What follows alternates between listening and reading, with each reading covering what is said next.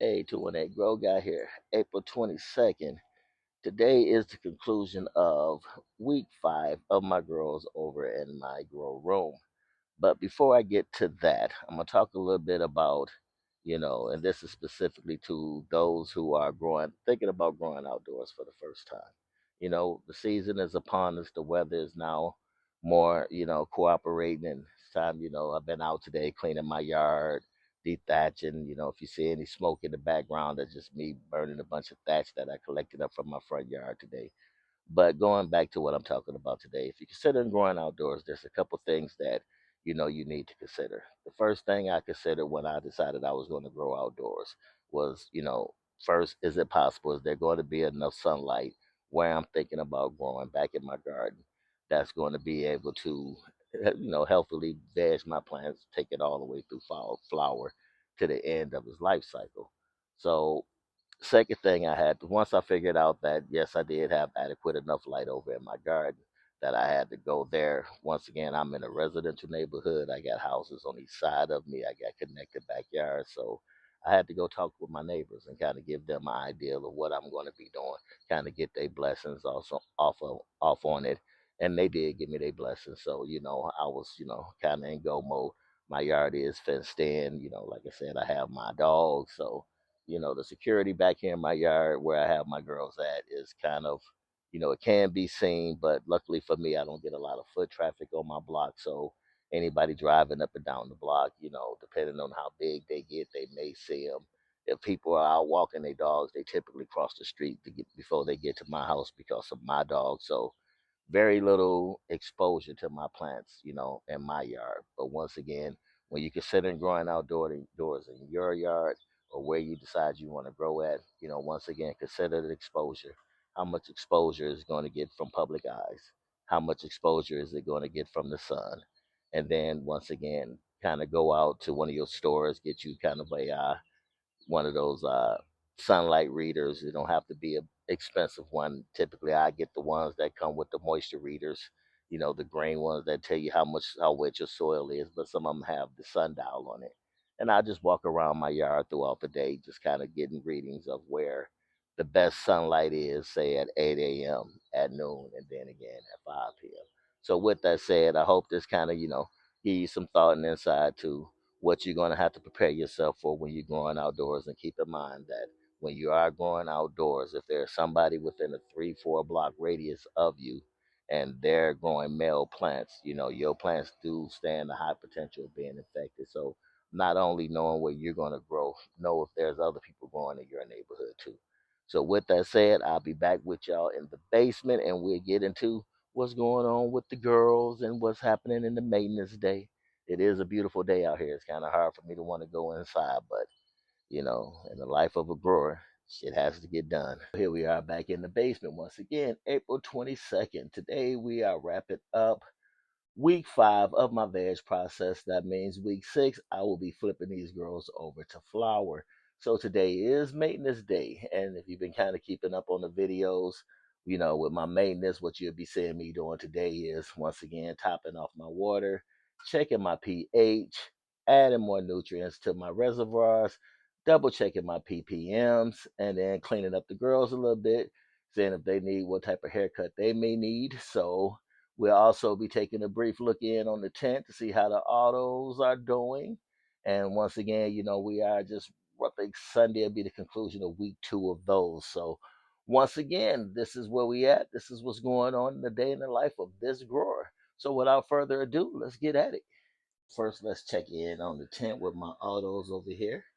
You know, like I said, they just now finishing. There'll be week 2 come Sunday. So week in a few days is what they hanging out at, but still doing pretty good, looking lovely, still growing, putting on size. So that's a good thing. I already got my things kind of getting germinated for my outdoor garden, so that's doing pretty good. Not bad, not bad.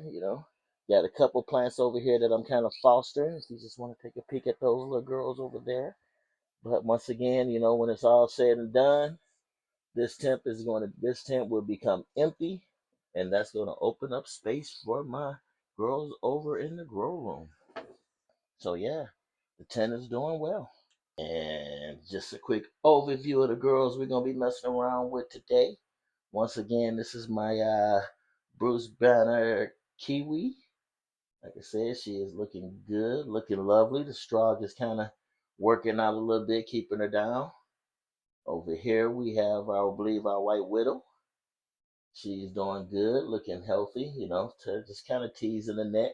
She'll be getting a little bit of a haircut today. And then we have a regular old Bruce Banner over here, bushing out and doing pretty well. So now that you done seen how they look before I start monkeying with them, I guess it ain't nothing to do but get it started. Once again, you'll be seeing me pH. You'll be seeing me topping off the water.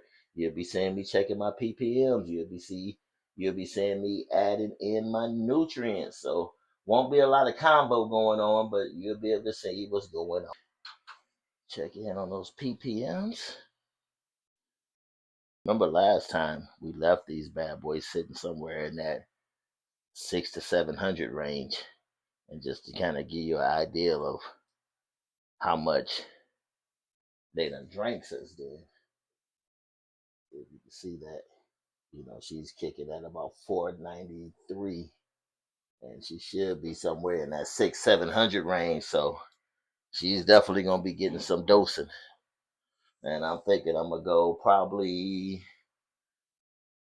I'm gonna start at 15 milliliters of my micro, and my bloom, and retest at that point and see what she's looking at. So while I turn my attention over to this girl, see what we're gonna be doing with you.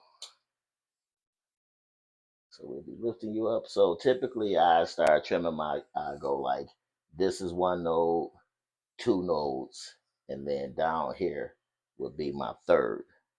So anything else up under there. Now if I was cloning, these that I'm cutting off right here would become clones. So I just kind of show you what I'm looking at now here if I get my fingers on it. These little babies right here would become would be and could become clones. But because my clone machine is full, won't be taking no clones today, just cleaning her up. There. Yeah, we're gonna kind of look for like any inside shaders. We're gonna go ahead and get rid of that. We're gonna go ahead and get rid of that. And more or less anything that's kind of pointing into the plant is what I'm removing. And like I said, I'm going those three nodes down. Anything from up under there, I'm going to be trimming off the plant. So I got like 1, 2, and then 3. Because keep in mind that when this bad boy, when she goes into flower and she starts stretching, it's going to be a lot of this plant that's going to stretch so high where all this growth underneath will become so shaded that it will not have any opportunity to get the type of light that it needs down there, so the plant can kind of develop, do what it needs to do. And once again, I'm not looking at taking a lot off of her, just kind of going around. And one of my rules of thumb is I like to be able to look down through the plant. If you can kind of see that, I kind of like to look down. If I can look down through the plant and see, my reservoir, you know, that's kind of what I kind of shoot from, just trying to keep that open. So I just kind of just go around, remove some of these inner leaves that's kind of blocking everything. So I keep looking at this big one over here, but I think we can go ahead and take it. And then, 1, 2, 3. So you understand. So we got 1, 2, 3. Then I'm just gonna look down there, see what I see. Take that off. Take that off. Once again, these are perfectly good clones. And that's what I mean by I could be cloning this plant every week if I wanted to, all the way up until, she starts showing her true signs of flower. But in today's situation, and once again, keep in mind that, I'm not a for cash type of grower. I grow specifically to feed the fam, a few friends, few loved ones, you know. Other than that, I don't need to be growing, 20, 30 plants at one time. Like I said, I try to stick with just three at a time. And that tends to be more than enough for, kind of what I want to do. All right. What we got going on? And she's looking pretty good. I don't think I'm gonna do too much more cleaning on that one. We'll just let that be. I got some itty bitty stuff hanging out down here. I won't go. Just little lower leaves and branches and crap. Yeah. Serves no purpose. But once again, that would be just another perfectly good clone. But I'm not cloning, so they gotta go, gotta go. Check back in on our PPM situation, see where we leveled out at. So that brought us up to about that 759 range. I think one more round and she is good to go. Of week 6, all this water that's in my reservoirs will be going outside to my garden, to my plants, to my bushes. So I will definitely try not to waste anything. Because once again, those are some pretty good nutrients in there. One more down there. Get rid of. What are these? Yeah.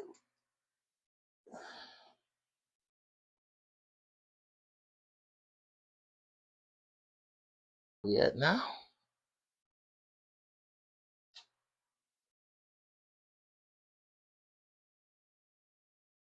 There we go.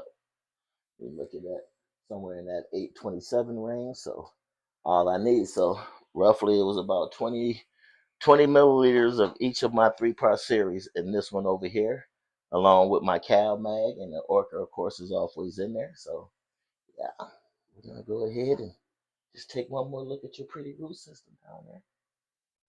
And at some point in time, what's going to end up happening is that these are going to become so big that I won't be able to take them out of the net anymore. So it'll be kind of like in place cleaning. But yep, make sure we ain't got none of that around on there. Oh, ooh, you was a drink. I'm gonna say that one probably almost 2 gallons to the low. You got a quick peek in there. I can kind of see where that bubble line is and where she's kind of way down there. So we'll go ahead and get you back where you belong. It's kind of like I'm gonna take a pH from this one before I add anything to it, because I always sit back talk about how my reservoir will just kind of you know work itself out. So this is just a reservoir from last time. If you notice that color, so once again neutralizes out pretty well. So now we just got to go ahead and get this one topped off. So you got to figure between these 3 plants, I done pretty much almost went through a 5 gallon bucket of water today. That's one full gallon.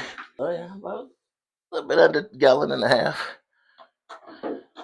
Always tell if there's something going on, if your plants are not looking happy, if you look in your reservoir and that water ain't moved, that means they're not uptaking nutrients, they're not doing nothing. So you probably suffer from some type of nutrient lock.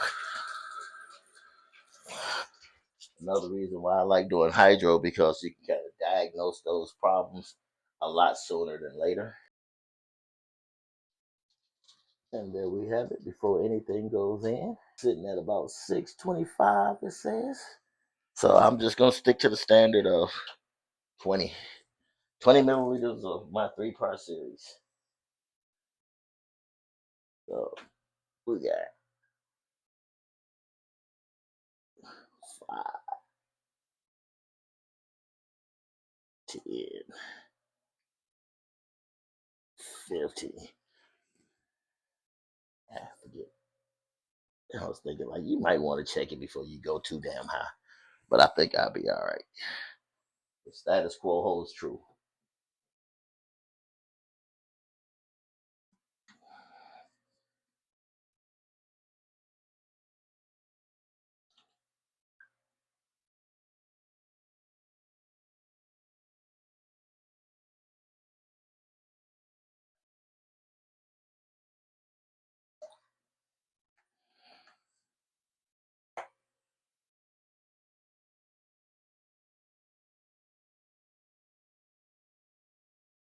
stop and think, what all did I just put in there?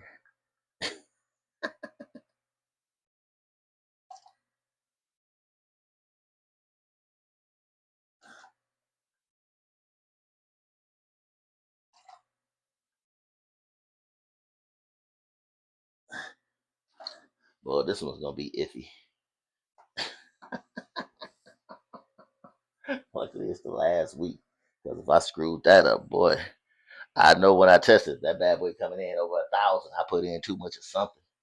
But while we wait, and once again, because this one here is such a small plant, I'm just gonna be looking at trying to keep the middle of this one open up so as much light can kind of get into the plant as I can, because I think this is gonna be a very bushy plant. So that means you're gonna end up with way more shade leaves than you normally will see. And then it's like all type of just stuff.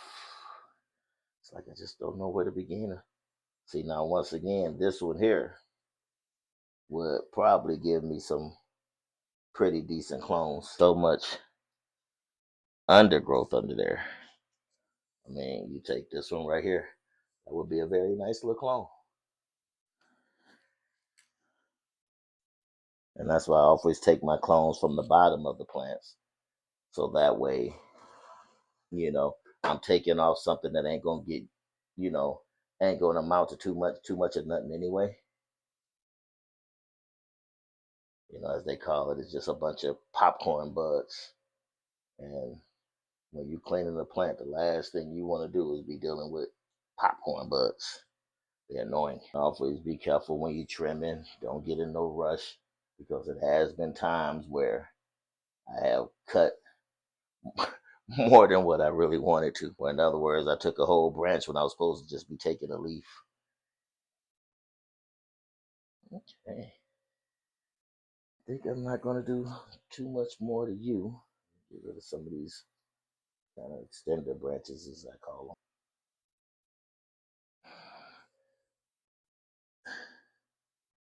them. Hey, I did something right.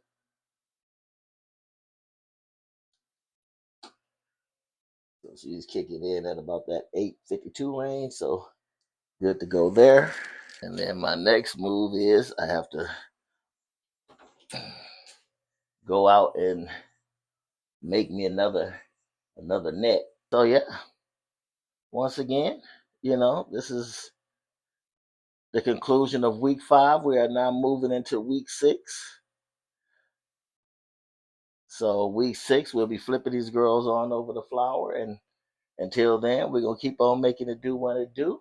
Once again, 218 Grow Guy here saying thank y'all for joining me on another day of maintenance. I hope you find something in here that may help you along in your growth.